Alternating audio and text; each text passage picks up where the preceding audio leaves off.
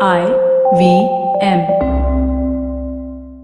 Sports are the most important thing in the world, especially if your shirt cannot be cleaned. But in the meantime, if it can, turn to the Fan Garage, also known as FG. Say it together quickly with me. Fug. Fan Garage. All that you want to know about sports, especially cricket and football. Is there another sport? Check out new episodes on our IVM podcast apps. Happy listening, mother and fathers. Alright, please note that the language and ideas presented on the show might not be suitable for everyone. If you're under 18, make sure your mom isn't around. If you're over 80, why is your mom around? You're listening to Cyrus Says. Alright, on Cyrus Says, we meet Suni Tarapurwala. Quite a mouthful, and let me tell you, photographer, artist, and of course director and screenwriter. She's won acclaim in every field, but like most photographers, she's made one big mistake. She's yet to do my portfolio. Suni Tarapurwala. Why follow your auntie's advice when you can follow Cyrus Says on Facebook and Twitter to stay updated about the latest shows? Alright, so this is a lesson for all you people in Mumbai and parts of urban India where they've started shooting us with cameras while we drive, and more importantly, the cops come and now take the number on the phone like they're a cameraman from a very poor quality Sanjay Leela Bhansali film, which is saying something. My warning to citizens who fight back is take out your own camera and shoot the billa or his badge number immediately and his face. Because what happens is if you ever want to go to court, you need to know who the accuser is. And what happens here is we just get challans and things sent to us, but we don't know who the accuser is. Get the guy, fight him on a one-on-one basis, get the public servant down. And that's the only way Mumbai can fight back. Ladies and gentlemen, enough of the motorists being bullied. Enough of the middle classes being hurt. We must rise up as one and fight back. Fight! But don't abuse. It's called Cyrus Says. And that's what Cyrus Says. All right, on Cyrus Says, I've got I would say personal friend, but she doesn't say hello to me in public. Suni Tarapurwala, photographer, filmmaker, writer. Why is writer not mentioned in this huge body of work that you have? Screenwriter. But aren't you a writer as well? What's the difference? I guess so. Have you met Harvey Weinstein? Never had the pleasure. Tell the truth, Suni. The pleasure was all his, from what I gather. Yeah. All right, Suni, I'll just give a quick background into who you are from the biodata that we've collected, which says born many years ago in an Indian screenwriter, photographer and filmmaker. I just said that, nothing more. Who is best known as the screenwriter of Mississippi Masala. That's the Denzel film, no? Yes. I love that movie. It was great. And The Namesake and the Oscar-nominated Salaam Bombay, a huge iconic film, all directed by Meera Nair, who is a friend. We'll come to that later. Yeah. Right?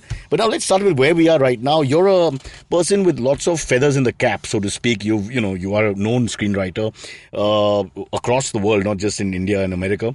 You're also, photography is huge for you because there are many books. There was one on the Parsis that I have at home, which cost about 2.5 Parsis to buy, to be honest, but you sent it, I think, free. But that's huge. And I was telling my daughter the other day, that is going to be an iconic book. If we ever become museum pieces, people are going to look at that book and say, "Aye jo, Parsi, another Parsi from my area."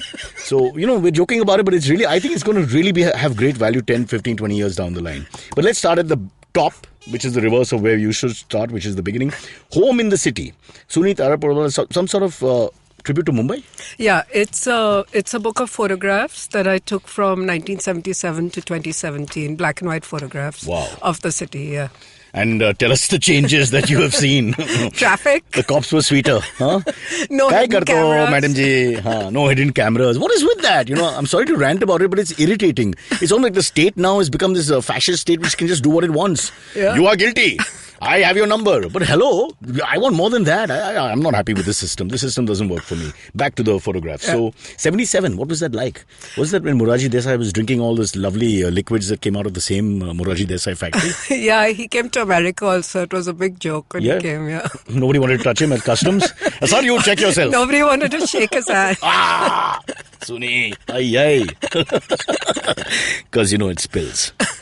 77. So what was, do you have an idea at that point? What were you doing? What was Suni doing? We will try and trace your life as well. So I was a college student And I was a sophomore at Harvard University. Oh. And I just borrowed money from my roommate and bought my first real camera. And after I repaid her, I took a leave of absence for a semester, came to Bombay. It was Bombay then, ostensibly to Well take put, pictures. Sunita Raporwala. Well put. It was Bombay then, so we can say it. You can't shoot us. Don't take a picture and send a challan home. Huh. Yeah, go ahead. Yeah, so it was Bombay then. Bombay, yeah. And I came back to take pictures, but I was really homesick. It was just an excuse. So a few of the pictures from the book are from that time, which was 1977. But did you see yourself as a photographer, or just something you did for fun? What is the... I was a student, so I wasn't really a professional anything. I was a student who was just exploring photography. In 82, when I returned back to India, I called myself a photographer. So, just from an artistic point of view, while in Harvard, you wanted to be a writer. What was your story there? I wanted to be a criminal lawyer. Artist. Very, as far as the highest in the scale of artistry. There's no question. Yeah, using your imagination. In 77, we may have had more criminals, but now America's catching up, from what I gather. America's catching up, yeah. Yeah, so that was just a vague thought when I left. But once I was there, I got very interested in film and photography. And after graduating, went to NYU to film school and then came back. Okay, again, we'll trace the journey. But first, let's get to the book. 77, you started, so you've collected all these things. I'm looking at pictures. Firstly, the whole technology and medium has changed. I don't know how people can actually record things anymore. Because, it's just so quick. People take out their phone, show you 47 pictures they've taken the last 6 seconds of them taking a dump, then finishing it, then, eating it. Yeah, whatever gets us through a Mumbai evening.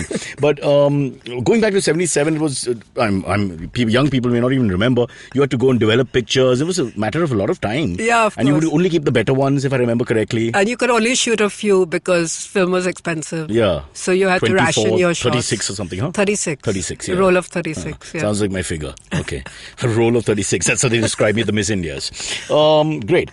So you were doing this. You took these pictures. Let's push up a little bit for this book primarily. 77. Then what are there iconic moments? Tough question to ask you because this is something close to your heart. But maybe 3 or 4 iconic moments from the book that you remember now. If I ask you off the boat. One of them is a camel at Marine Drive. 1 minute. When you say camel, you mean a real camel? Real camel. Or Mrs. Sharma, who you just didn't like? And I don't know who Mrs. Sharma is, but it wasn't Mrs. Sharma. Mm-hmm. It was a real camel with 2 kids riding on the camel. And there's only one lone Fiat on Marine Drive. Wow. Yeah. I mean, this is amazing. This is like the British were there. What's happening? So let's just to set the record straight, there are no camels in Mumbai. This could be a play. No camels in Mumbai. Because the world has changed. No kids in Mumbai, I can't say because there are too many of them. And just one car. I was again trying to tell my children, if you look at old Hindi films and if you remember those black and white movies, they have shots and Marine Drive looks so nice and empty and sparse and actually pretty. And now, of course, we can't see that ever. We can actually not see just an empty Marine Drive ever. Yeah, true. It's crowded even at night, early morning, traffic jams all the time. South Mumbai specifically, as a South Mumbai girl, do you feel that we've gone in the wrong direction aesthetically? Definitely. With all the new buildings and this dreadful coastal road they're planning. I found the camel. I must say, it almost looks like a foreign country. It almost looks like Dubai for a second also. Lovely. And that's just because of the camel stereotype, but they did have camels once in Dubai. Yeah. All right, let's look at a couple of other iconic moments that you remember, whatever you do. This is opposite the Bombay Gym. I'm sure you recognize this. Opposite the Bombay Gym. This I must say for all the new members because they won't know what parking was like. Yeah. Oh. Opposite the Bombay Gym. Yeah, there we go. We found it. Yeah. Oh, do you know wonderful. him? I do. He's now the president, apparently. Yeah. Excellent. Superb. Yeah. Nothing like a little underpopulation for people who live in cities like Mumbai. I mean, to appreciate what it would have been like to live 50, 60, 40 years ago. Fantastic. Okay. And then let's go up a little bit. The 80s, the 90s. This is another favorite of mine. Gajanan Maharaj. Okay. What is he, a barber?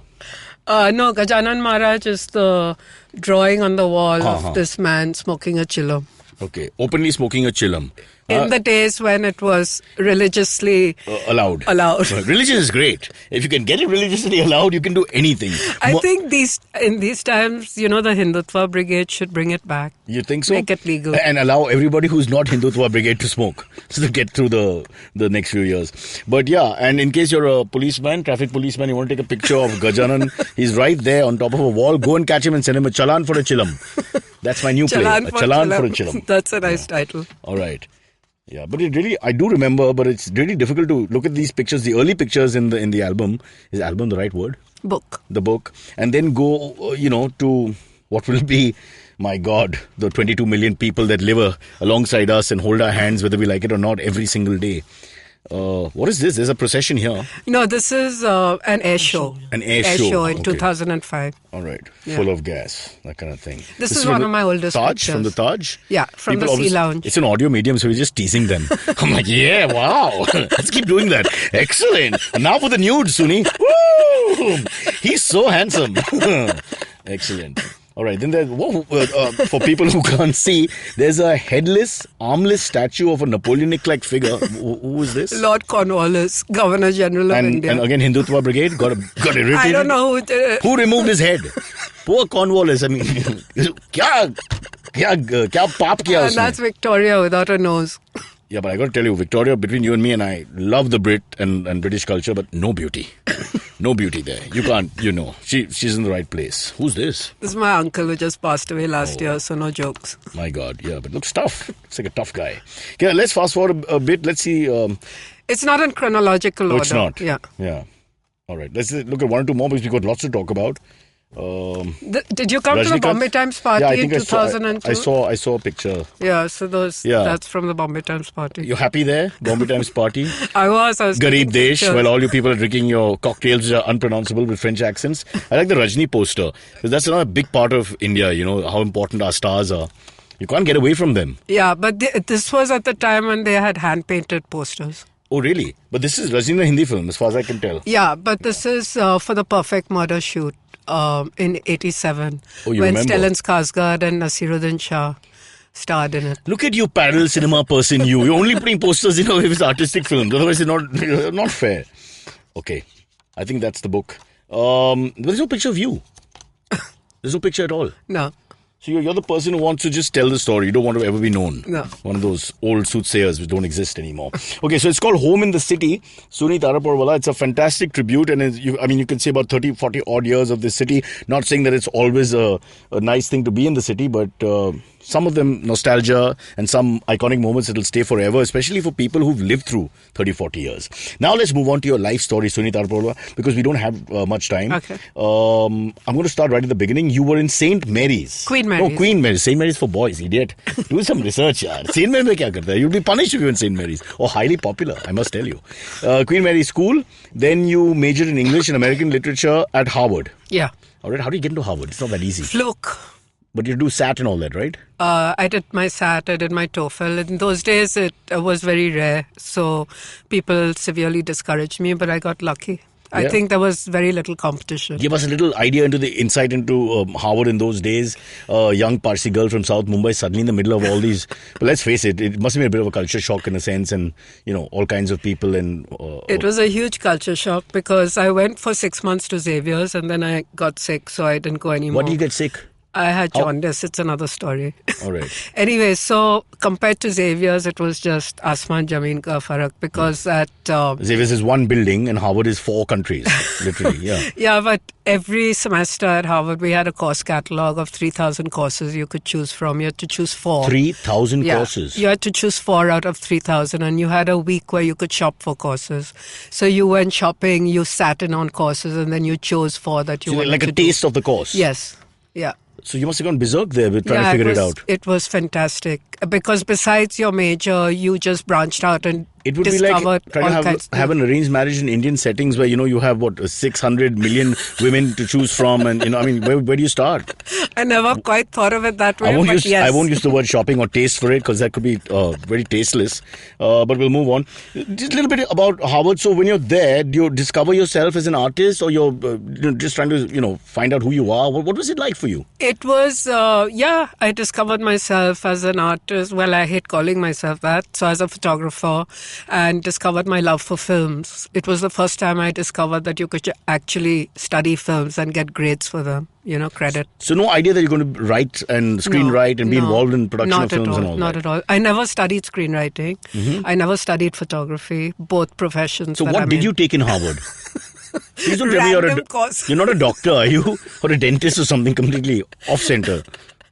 I took courses like moral dilemmas in Nazi Germany. 60 years after they cleaned up the problem. Yeah.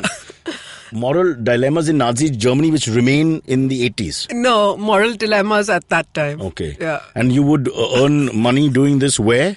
No, it was just for education. Okay, you were just fascinated with the subject. You wanted to understand what it's like. One of the courses. You didn't find we have enough moral problems back in Hindustan? Why point fingers outward? Okay, so that. And so then what was the graduation in finally? Literature, that was my major. Mm-hmm. Yeah. So in a sense you did write. Yeah. And you were exposed to literature of all kinds, including American literature, which we don't get so much here in India. No, English and American, different courses. And then at NYU I did cinema Plus you have studies. Chekhov because you watched Nasir's plays, so that's done. So you got Russian as well. Throwing it in, so then at NYU I did cinema studies, which is actually... Wait 1 second. You were in Harvard. Where's NYU? Okay, so that's Boston and New York. People are getting confused. How much money do you have, Sunita Raporwala? So someone who had your story is so different from the typical middle-class Indian who struggles to get into Harvard. See, your story, what you've told me so far, you're at St. Xavier's, you get sick, so you're sent to Harvard. I'm not sent. That's what we got out of it. You got jaundice. Next thing you're on Harvard, Boston. You've cracked 3,000 courses, and you take moral dilemma in Nazi Germany as your main course, thinking that's what's going to change the world. Not my main course. Like George Stephenson's steam engine. You thought this is the thing that's going to revolutionize the entire world, and then of course you changed tracks. So coming back to you, how did you get into NYU? I applied. While you're in Harvard? Yeah, NYU was graduate school. You realize lazy America, most people don't have one degree and you're already in 3 colleges at the same time. No, it was graduate school after Harvard. Post, okay. Yeah, post. So by now you've tasted film and you think you have a real thing for it. I loved watching films, and so my degree at NYU was actually to watch films. Watching films, that's the whole of Chennai, for God's sake. That's not enough. But did you feel you have a certain talent, or did you feel you want to talk or express yourself? Well, I knew that I didn't have the kind of personality to be a director, though I did some filmmaking you directed courses films when I was 50 years old. Yeah, okay. So at that time, I didn't think I had the personality. And so for me, still photography suited me because it was just me and my one camera, as opposed to being a general and rallying the troops and hustling for money. So and the all social that. contact factor was the problem. You didn't want to have too much of that. I was Typical a little Parsi. autistic. We tried to escape from everywhere. That's a bit harsh. So NYU, you're doing that. Where does Meera Nair fit in? Because I have a vague idea that she was in college with you or something. We were both foreign students at Harvard.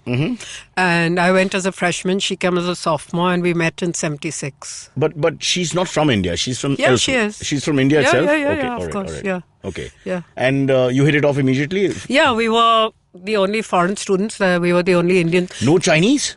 What a world we lived in. There was no Chinese students. No, we were the only Indian students, sorry. Oops. And Anand Mahendra was there. He was 1 year, 2 years The corporate senior. czar.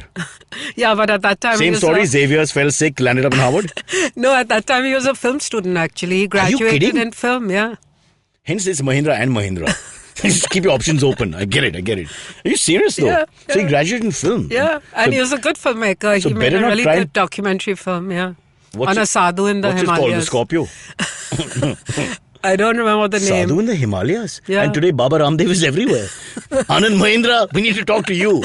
That's amazing. What a story that is. Are you serious? So he actually is a graduate. One of our top corporate head honchos is a graduate in film. Yeah. So you can never talk down to him about, you can't say, Fellini did this. Yeah, and no, you just can't. Give you a lecture He knows immediately. his film. Yeah.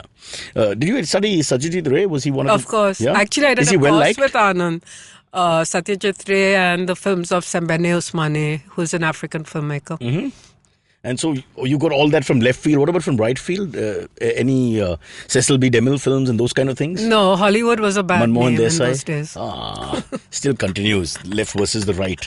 Art is divided. I'm on the right, by the way, as you can tell from my lack of finesse. All right. So I want to understand where you are now. You graduate, you go to NYU. Do you have a purpose in your mind? This is what I'm going to do exactly? Or you're just learning more? And I'm just learning and enjoying, and I was on a scholarship. What do the parents say back home? They're wondering what you're doing? Parents were fine because I was on a scholarship. But they didn't ask you what are the plans now. We've sent you to Harvard. We've sent you to NYU. So are you going to come back with a medical degree or not? I mean, I would suppose back in the 70s and 80s, that would be the conversation. No, my parents were really cool. They were fine with whatever I was doing. Mira's dad used to call me rudderless ship. Why? What the hell plans did she have then? She had plans. She had worked out her first film already? Huh?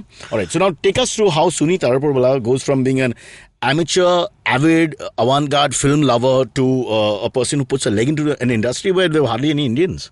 How did you get there? Well, Mira and I wanted to work together. So this is now how many years past college? Well, after NYU, I came back in 82 and I started working as a still photographer. Then where?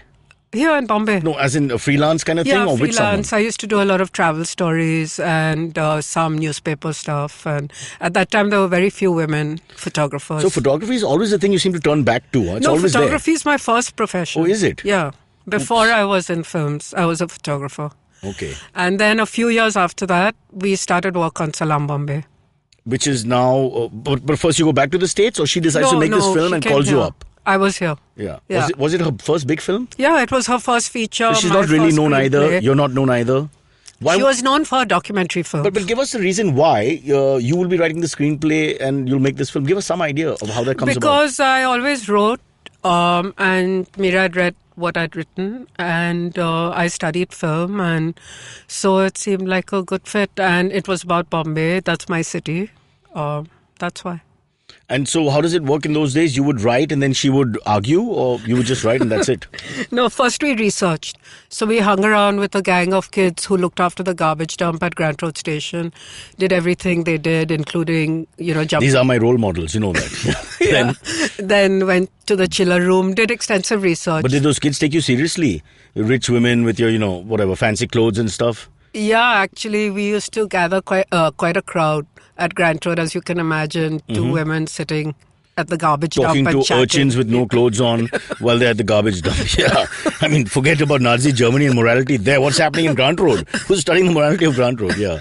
Yeah, so after that, we discussed it, and then... Were you excited, Suni? Because suddenly you're in this, you're in a movie, you're making a movie. Were you excited? Or it just happened? It just happened. And we had no idea how well it would do, actually. I had no idea. I knew it would be a good film, but I had no idea the extent to which it would be so popular and successful. And the moment this film came together, did you feel this is where I'm going to be? Or you're still the kind of person who doesn't want to have labels? Who just wants to... Yeah, I was still a little rudderless. But then I found an agent, and Salam Bombay was nominated for an Oscar, and I was in LA. And at that time, I discovered that an old college friend of mine was now an entertainment lawyer in LA. And so he helped me find my agent. And from then, I had a screenwriting career. And if nothing else, immediately you became a celebrity in the Parsi community. Because everybody was talking about Suni Taraporwala as writer, Bollywood, Hollywood, no film chair. It's a big thing. It's not some bloody Bollywood rubbish. It's a proper international project. And by international, we don't mean just Tom Alter. There are lots of people, lots of different people on it. Right. So now let's see what happens next. So now you're in the business. You have a film. It's a film everybody's noticed. You'll win a lot of awards. You get acclaim. In the business, you're known. What happens? And then you and Mira Nair are like Lennon and McCartney. Not quite, because we worked together, but we also did other stuff. For instance, HBO hired me to, after Salam Bombay, write a screenplay about homeless kids in LA. And so I did the same thing. I went downtown, I did research, had a great time, met a lot of kids, some of whom I'm still in touch with. And who are still homeless? No, they're not homeless. Insensitive of me. I'll tell you what, we'll take a break and we'll come back and decide how sensitive we want to make the second half of this show, because I think we've been terrible in the first half. Suni Taraporwala, photographer, filmmaker and much more.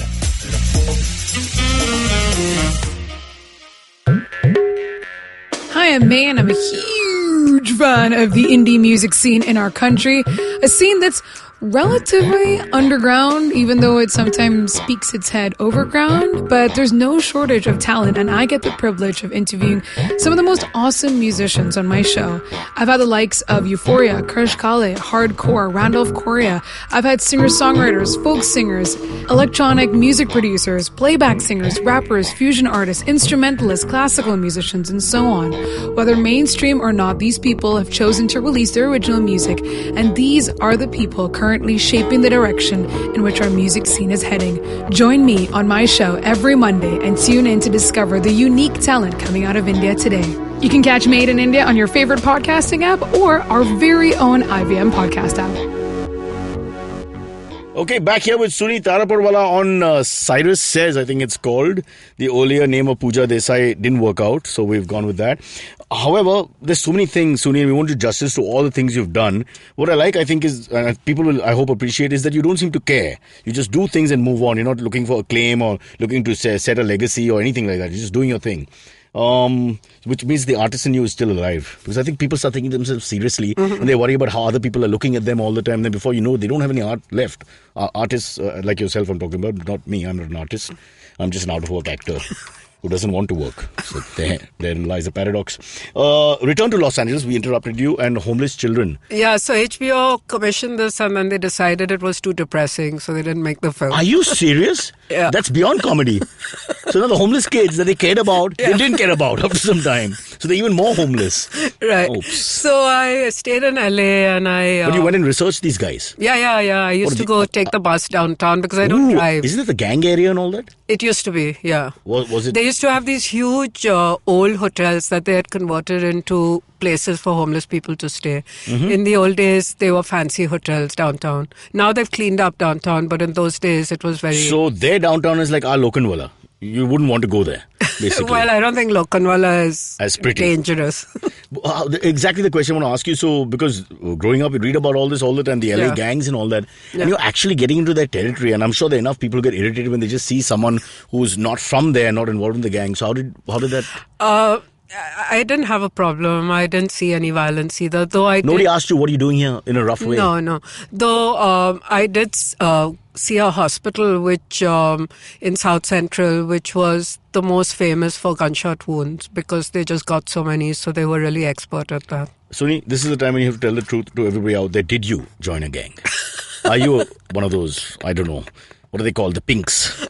The sharks. I'm sorry, I'm a bit grease on radio, Cyrus. Okay, all right, fair enough. Okay, so that didn't work out, but you're now in the business. What came next? I want to get to Little Zizou. I know you don't have enough time to do everything, but before we get there's lots of other stuff that you did. So I wrote a lot of scripts in Hollywood for studios, all kinds of studios. They ask you to write, or you write and then send it? Commission. All of them commission, and I got paid really, really well, and none of them got made.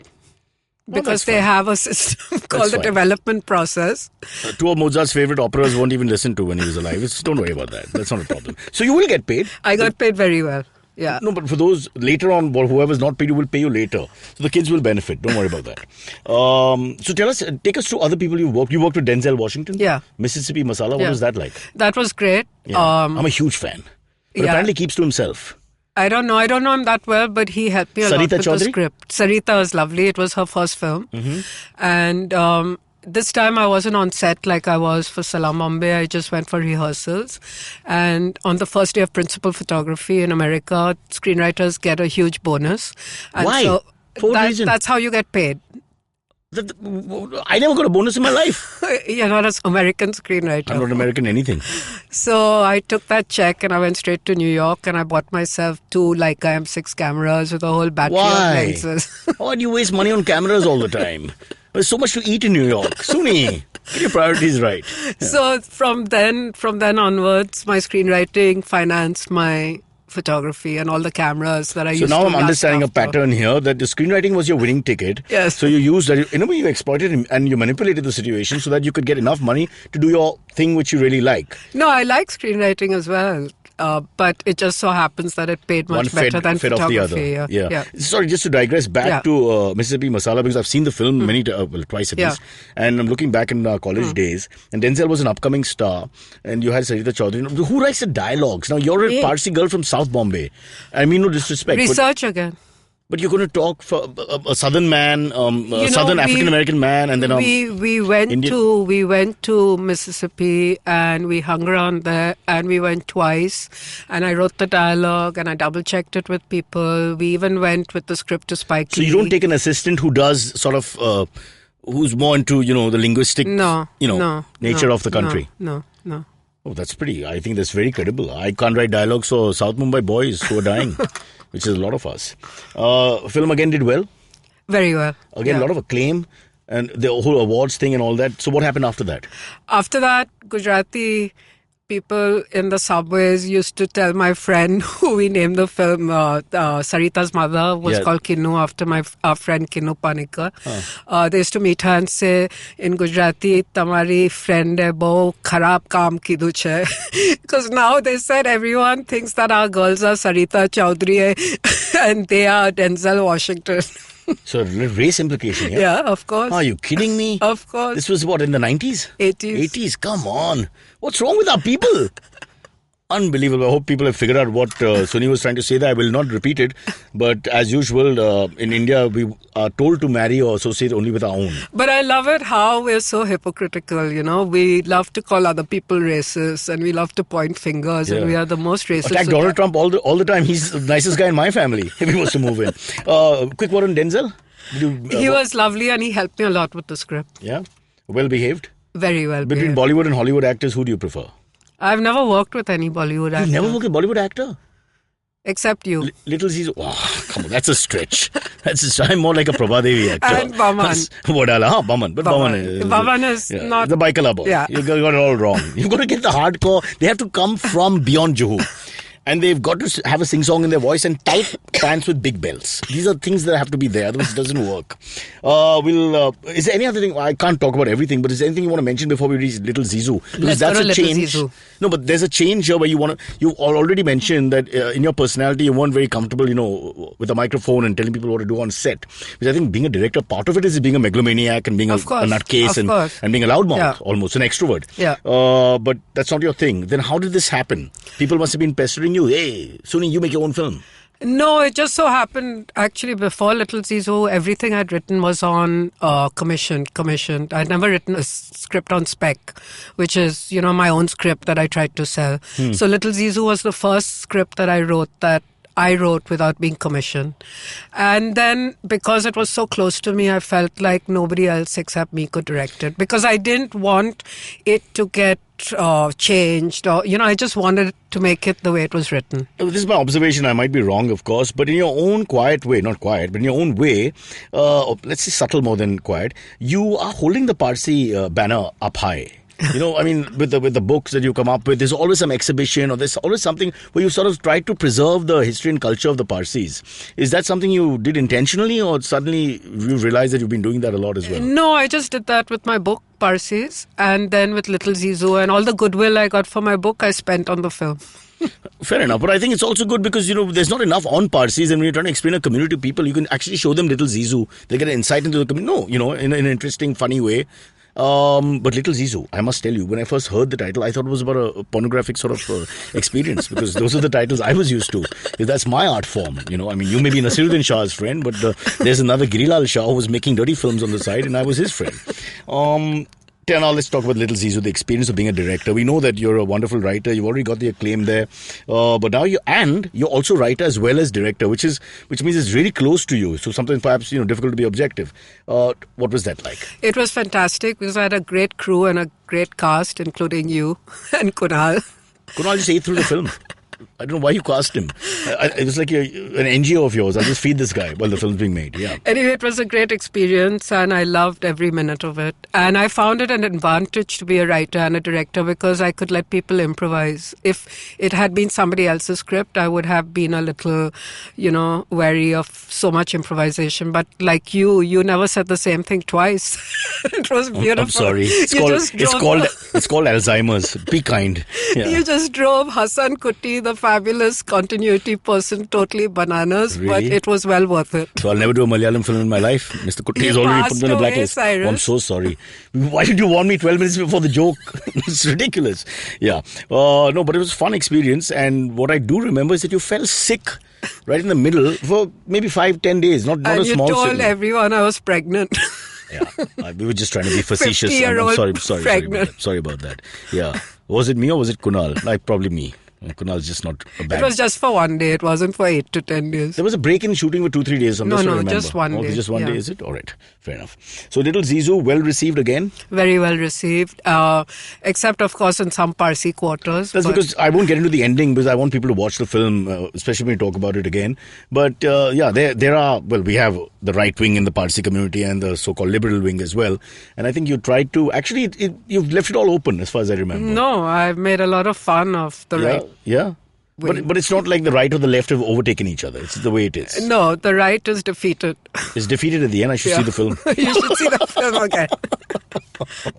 Okay, fair enough. Do you want to say something about the Parsi community or want to just move on? Let's move on. Yeah, because sponsorship is difficult to get otherwise. Yeah. Okay, Suni, before we wrap up and go to the AMAs, what's next? I know you keep going back to photography. You keep making your... this is a collection, but there's also new things that you want to do. Do you want to tell us about it? I'm writing a TV series right now, which I can't speak about because I'm not allowed In to. English or Hindi? I'm writing it in English. The dialogue will be translated into Hindi. So now you're putting It's your leg a- into TV world. It's a historical film, yeah. It may be, but let me warn you about the pitfalls. Yeah. They work 19 hours without stopping. No, it's not that Most kind of of their TV TV. actresses die during the production. I'm warning you. And the person they never let go of is the writer. Because they change lines all the time. So you have to stay there, and it'll be far away in Malad, if you're lucky, or it'll be in Panvel, or if you're really unlucky, it'll be in Madhya Pradesh, in a village outside Indore by about 200 kilometers. There'll be only veg food, and let me warn you, it'll be 56 degrees in winter. So you think about what you want in your life. You've done enough. I don't know why you need to do this. It's not that kind of TV. But even a historical show, they shoot it under certain constraints, and that's the way they do it. Yeah, but it's not that kind of TV. You're going to miss Denzel. I'm telling you right now. You're going to miss Denzel. So that's what I'm doing. But that- And so- I'm hoping to make a film next year. Again, as a director, Yeah. you have a script ready? Not a script ready. I have an idea. I have a concept. I have a producer, I think. So you destroy the Parsis, you're going after the Jews No, next? it has nothing to do with Parsi. Okay. Can you give us a little bit? No. A two-liner, one-liner? No, nothing. No? All right. Small independent Now film. let's speak quickly as we wind up Yeah.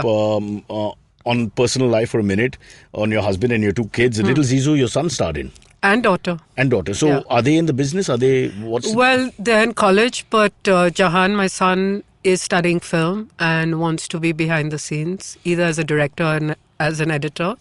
And Yana's not sure. She's also a college student in America, but she's actually discovered film photography. So she's now in the dark room developing and printing her own prints. Back home in and- India, we're all in the dark room, Sunita Rapola. We're all in the dark room. Yeah. So, essentially, no, sorry to interrupt, but both of them are like sort of, your DNA seems to be very strong. No dentist, your husband's a dentist. Well, what I do is more fun and easier than being a dentist, let's face it. That's what you say. Yeah. Tell us about Firdaus for a minute. Firdaus is the best dentist in Bombay, and we've been married for 23 years. Does he charge you for teeth? No, he's very good that way.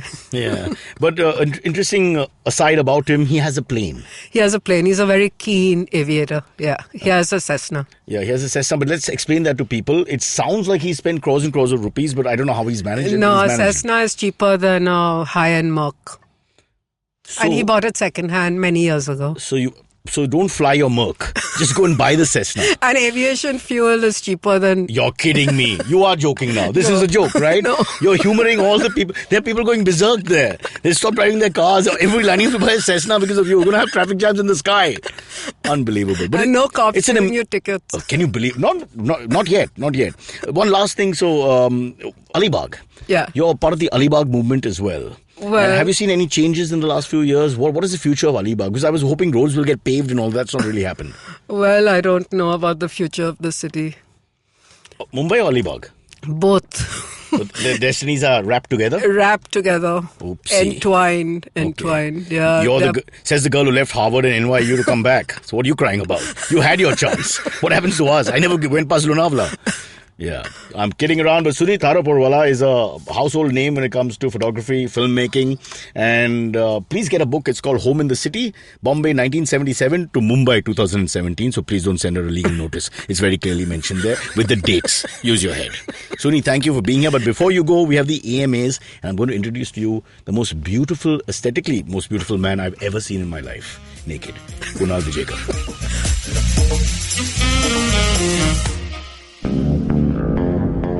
Hi, I'm Amit Verma, the host of the weekly podcast The Seen and the Unseen. In my show, I examine the seen effects and the unintended consequences of public policy and private action. I show how policies meant to help the poor often end up hurting the poor. I've done episodes so far on demonetization, GST, surgical strikes, immigration and MRP. And I will continue my forensic assault on the truth in the weeks to come. Catch the show every Monday on the IVM Podcast app or any other podcasting app that you prefer. Or visit seenunseen.in for all the latest updates. If you have any questions for Cyrus, write to us on Facebook, Twitter, or Instagram. Or you can send an email to whatcyrussays@gmail.com. Okay, here at the AMAs, Kunal has joined Suni and me, and of course Suni's exhibition is on till the 31st of October 2017. It's called Home in the City, and you can go straight to Kemold, Prescott Road, Queen's Mansion. Kemold. Third floor, Talwalkar Marg, Mumbai 400001. I don't have my glasses, I'm doing the best I can. Thanks, but up to October 31st, check out our exhibition. In case you download this later, you missed the boat, but there'll be another exhibition. So There's one in Goa after this. There's one in Goa, which And is Delhi. up to when? Goa is 14th November to Up to 2nd 14th Jan. November to 2nd Jan, between those dates, and then Delhi post that. Delhi post that, yeah. All right. And then if there is a Mumbai in 2018, there'll be more exhibitions. No, city's falling apart, so I don't take a chance. All right, speaking of falling apart, Kunal, you're here. So I've got these wonderful set of questions, Right. and I think the first question just goes appropriately with Suni's exhibition. And this question is, and we can discuss this, is, and this comes from Mahim Gautam. Yeah, Mahim Gautam is one of our favorite and regular listeners. Go So on. his question is, are nude photographs appropriate in public museums? Good point. What's your take on it? I think only nude photographs are appropriate. When I went for my honeymoon with my wife, separate planes, to Paris, we actually went from the Louvre onwards to all kinds of things. And everywhere we went, I only looked at fat, naked women. Because lots of Parisian painters or people from Europe, I don't know why, this fat It was women a period thing. when women were not supposed to be thin. Men found slightly fleshy women attractive. So after classical conditioning took, now I only like fat, naked women. Yeah, after Paris. Yeah. Have you spoken to your wife about this? She's healthy. She's healthy, okay.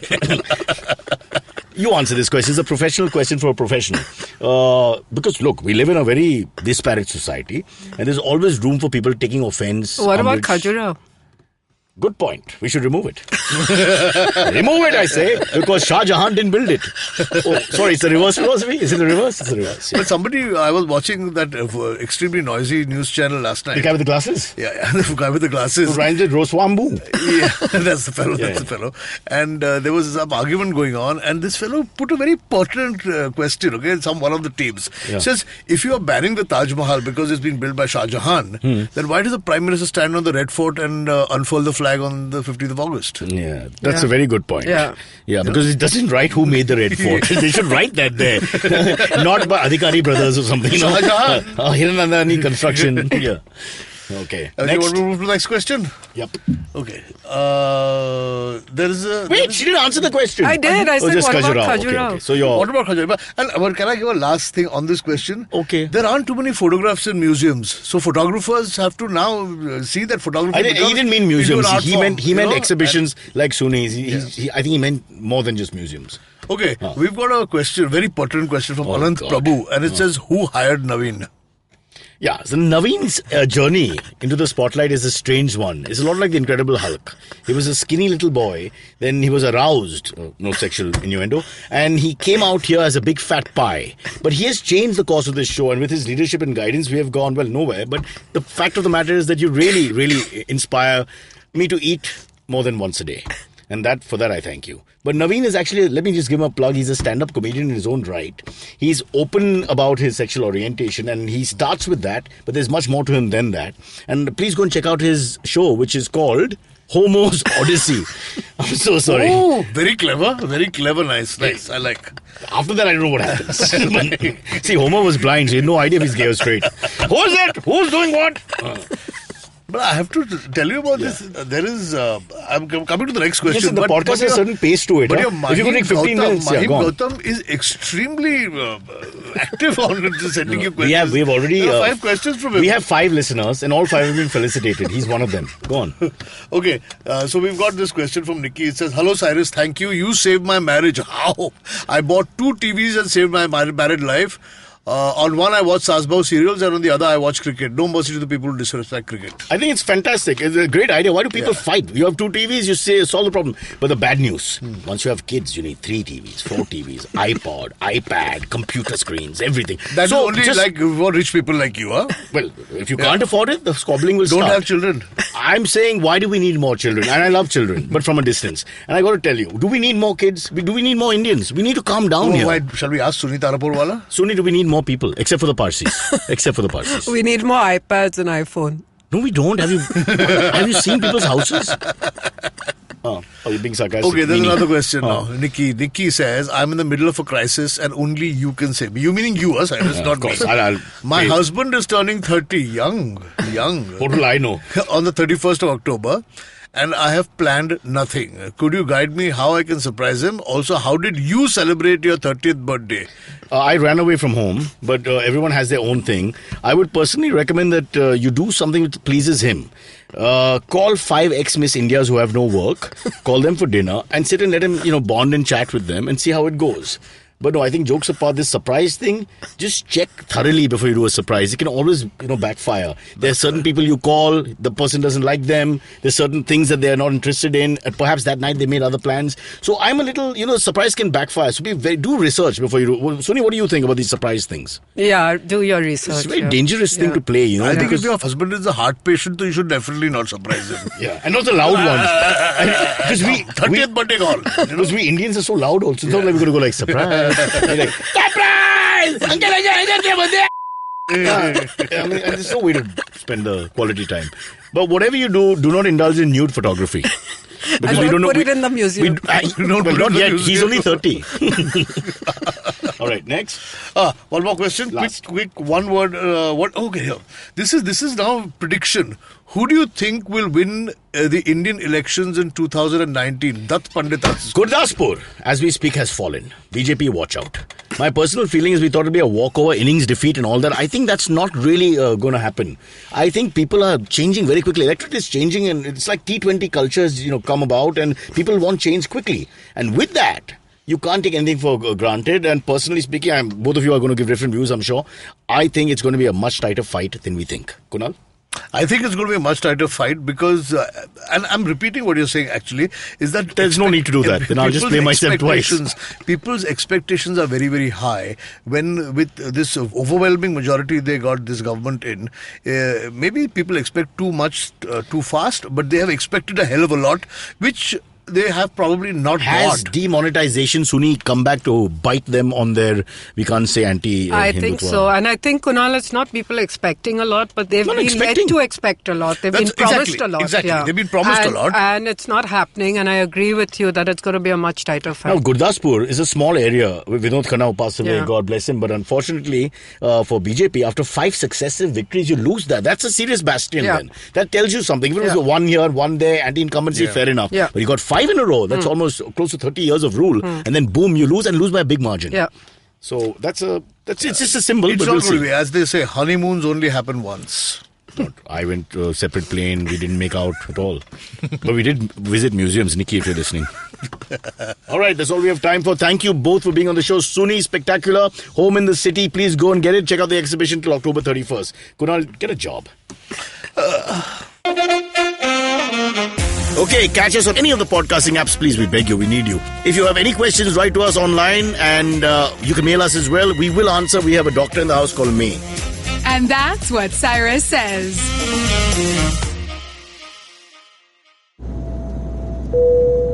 Good evening, ladies and gentlemen. This is your captain speaking. Sorry to say, but there's been a slight delay due to the apocalypse having suddenly begun.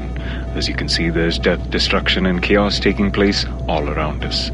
But don't you worry, food and drinks will be served shortly, and I would recommend checking out IVM Podcasts to get some of your favorite Indian podcasts. We'll keep you going till this whole thing blows over. Thank you.